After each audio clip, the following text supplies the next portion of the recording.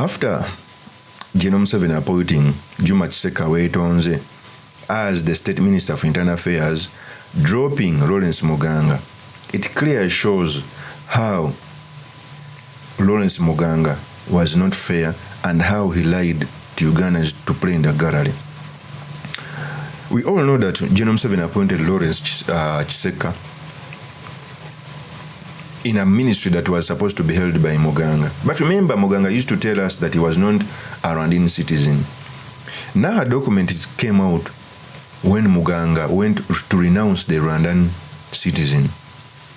In a document, it shows it has 3 languages, but if you read in the middle, the Directorate General of Immigration and Immigration would like to inform the general public that the person mentioned below has voluntarily renounced Rwandan nationality. Muganga Lawrence, son of Kayonga Leonard and Mpifuzi Immaculate, born in Mukono, Uganda on 14/02/1976. That is a citizen renouncement of Lawrence Muganga. But Lawrence Muganga was so hypocritical, telling us that he has never been a Rwandan national. And for me, I think he failed to understand. For a person to be in the Ministry of Internal Affairs, it's a delicate ministry. Away from the politics around it, it's where you issue citizenship, IDs, etc.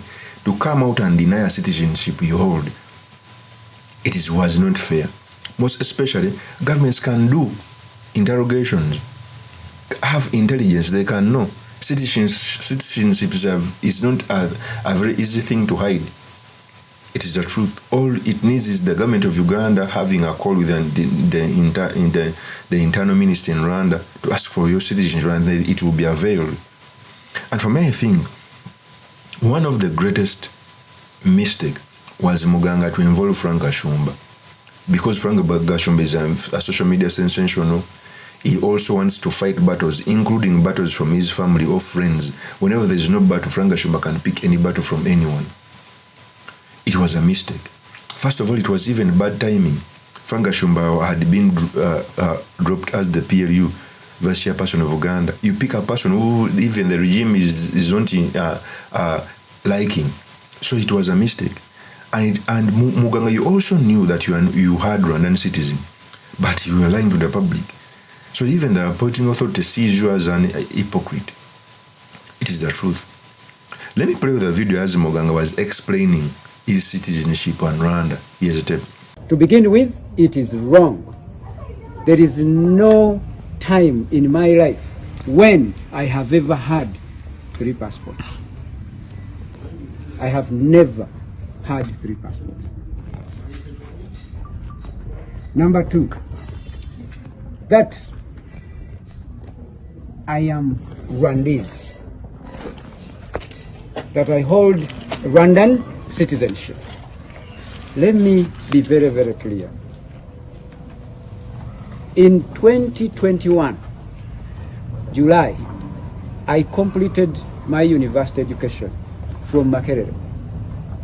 I expected to get a job, like every young person in this country. Unfortunately, I did not get one. So I tried to go abroad several times. I remember Mr. Mutebi that time was chairman. LC1. No, LC2, I think. 1 and 2. He used to write for us letters, asking for passports, even trying to get visas of different countries. You know? I chose to also travel to Rwanda and look for a job. Like every young person, right now as I speak, there are so many Ugandans at the airport trying to go in the UAE, different Arab countries, all different countries, trying to go and earn a living somewhere, to come back and support their people and develop themselves. Me too, like every other young person, I went to Rwanda. I was fortunate, I got a job. Eventually, I actually worked in 3 or 4 different organizations. But to successfully work in that country, if you have their papers, you are better off having their papers because you'll get better jobs, you'll earn some enough money, no, not enough, but at least some money that is good for you to survive on and take care of your people. So I got the papers and I worked in that country successfully. Now, in 2009, I left Rwanda. But remember, I had a passport from Rwanda. I came back to Uganda. I had gotten an opportunity to do my master's degree in Canada. So I left. I went to Canada, going through Entebbe. So, then I studied. I also became a Canadian citizen.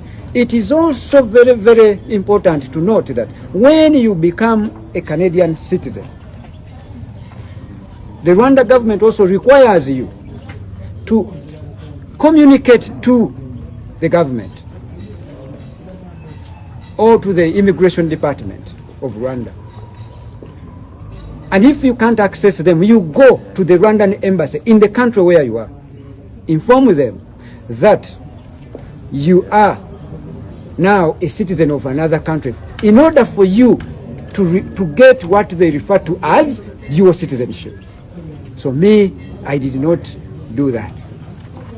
Because if you don't do that within 90 days, then you can't become their dual citizen. So what I did, I gathered the passport I had and the ID. I handed them over to the embassy of Rwanda in Ottawa then. And I remained with the Canadian citizenship. I returned to Uganda in 2009 when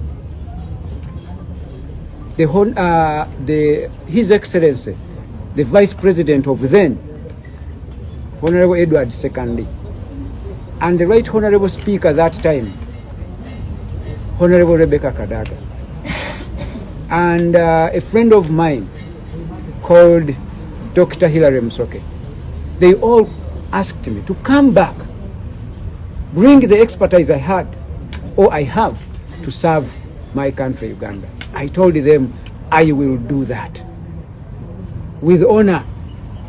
And when you send me an invitation, I'll do what? I'll come. I returned. My first meeting, by the way, was with the Vice President, His Excellency Edward Sekandi, because they asked me to come and support the education sector. So I returned. That is Muganga denying. And for me, I think the mistake was with Muganga. There were other people like Shatsi Musherure, Echod, who had other citizenship. What they did was not come in social media and fight those social media battles. They went, and I think they are doing their process of denouncing other citizenship.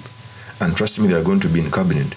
What Muganga did, he joined with Frank Gashumba and started attacking the Speaker of Parliament. So the end has come when Taiba was right.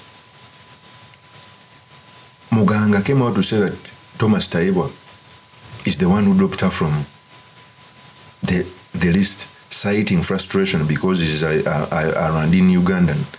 But Taiba came out and said the reason as to why it's because of the citizenship. So as we end right now, we clearly see the hypocrisy in Muganga. It is the truth. So for me, I think one of the biggest mistakes is to involve Frank Gashumba. When it comes to such things, never involve Frank Gashumba. Frank Gashumba is a good friend. He has an oily hand. He has never given me a penny, but I hear it. You can see a person who has oily hands. Okay?